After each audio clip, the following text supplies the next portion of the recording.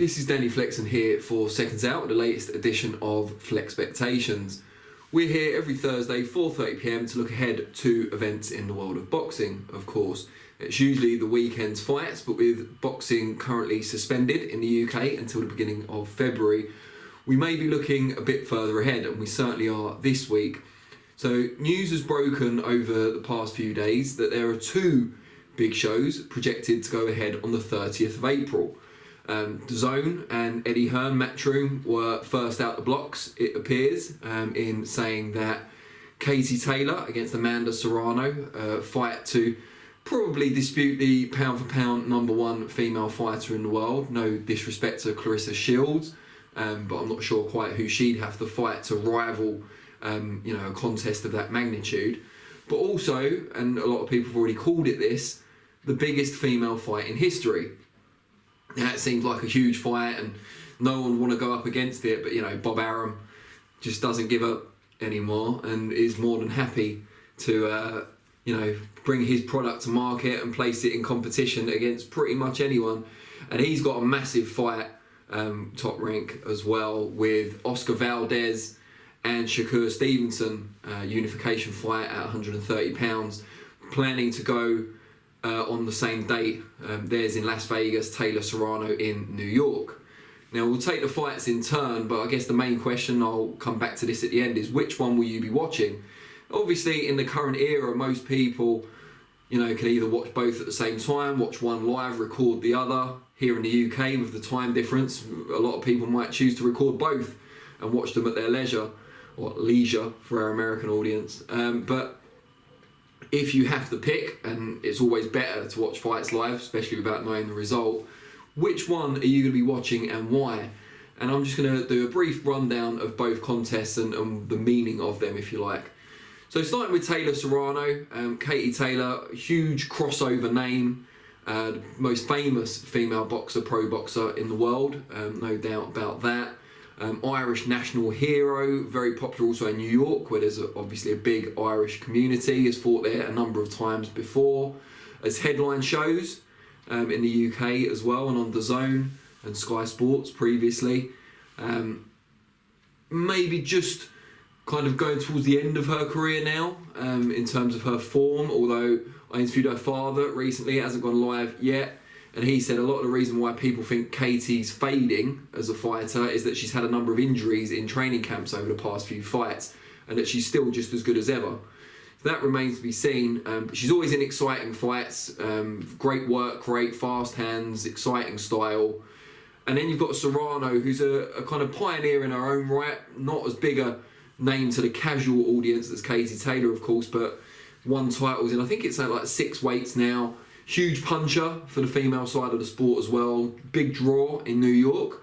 And just a fight that's been talked about for at least 2 years now. It nearly happened once before. And there were some issues there. It had been agreed. And then Serrano went in a reality show. But there were reasons for that. She wasn't happy with the deal that was on the table. It's all water under the bridge now. They're coming together. And it's a historic event. Huge female fight. Probably is the biggest of all time. But how popular is women's boxing? This is kind of a litmus test for that concept, because if people don't tune in for this fight, they're probably not going to tune in for many female fights, it's fair to say. Then you've got Valdez and Stevenson, which for the boxing purists certainly is a mouth-watering prospect. And also there are some indications that both men are beginning to cross over. Oscar Valdez, both of them are unbeaten. Both are former featherweight world champions and now hold titles at the weight above.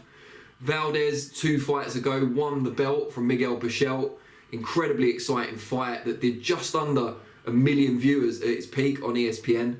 And as their figures are, they don't include ESPN Deportes, the Spanish-speaking channel, or Spanish-speaking channel. It's really hard to say, so I'm not going to try it again.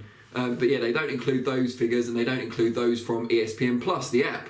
So it could have done a lot over 1 million viewers. But from what we know on the Nielsen ratings that include ESPN, which is obviously part of basic cable in the US, so widely available, did just under 1 million viewers.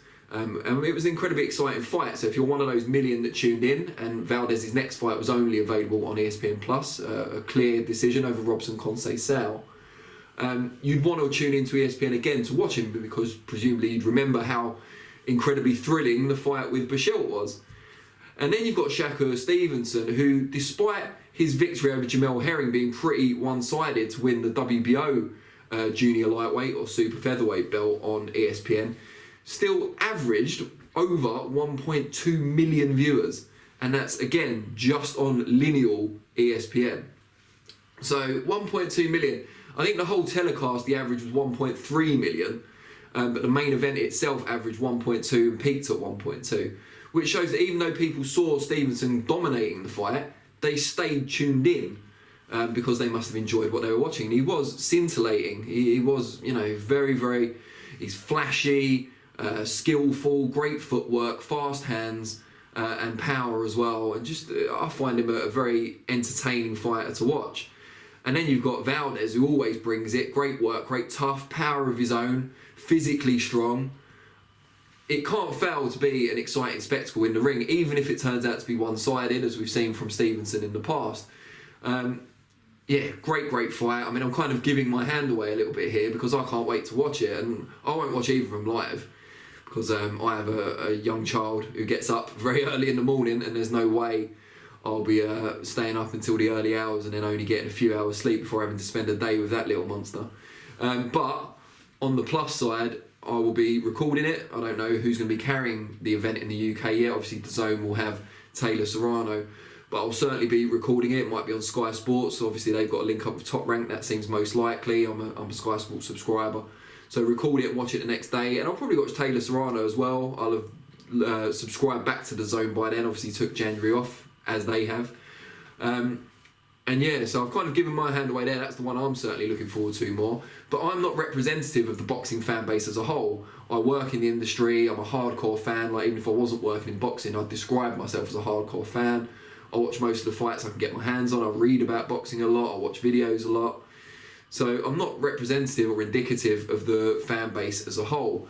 And I think there is something to be said. I know Eddie Hearn spoke to Boxing Scene recently and said he's not worried about any other events that might go at the same night, although he has said about perhaps reaching out to Top Rank and asking them to go at different times.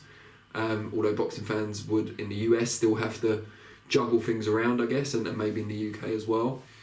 But he said he felt Taylor Serrano was undoubtedly a bigger fight than Valdez Stevenson. And in terms of appealing to the casual side of the fan base, he might be right. Taylor transcends the sport. She's an icon. And in Serrano, she's got that kind of dance partner she's needed for so long. But in terms of what will deliver in the ring, I don't think there's much to separate them. And I think maybe it will come down to what's on the undercard as well, and what they can sell as a package. But I just think Stevenson-Valdez is an incredible fight. It kind of ticks all the boxes. And they're both proven commodities as attractions on ESPN in the past as well. And you know that ESPN, Top Rank, are very good at building interest across other programs and sports they already carry. So that will be a big factor as well. I think DAZN are obviously a bit more limited in that because they don't really have those anchor sports aside from boxing in the US and the UK just yet. So it'll be interesting to see what they can do to create the buzz necessary for Taylor Serrano, which I think will do amazing things at the gate, as will Valdez Stevenson, or Stevenson Valdez. I'm not sure how it's being billed. But it's the number 1 and 2 at 130 pounds in my view in the world, and then the top two of the top 3 female pound for pound boxers in the world. So this is going to be, as I said earlier, a real litmus test to see how the general boxing fan base receives the female side of the sport, and whether it can outdo in terms of viewing figures Valdez Stevenson. I mean, the best result for boxing fans would be that one of the shows moves to a different date, and neither have been officially confirmed for April the 30th yet anyway, so we should wait and see. But my question for you, as I alluded to at the start, is if they are on the same date and then the main events are at the same time, we hope they're not, but if they are, which one will you be watching and why? Let me know. I'll respond to some of the comments. Meanwhile, I'll be back on Monday for Reflections, 4:30 PM, and next week, Thursday, will be the next FLEXpectations at the same time. Really appreciate you all watching, not just today, but every vlog that I put out. And I'll see you all soon. Cheers.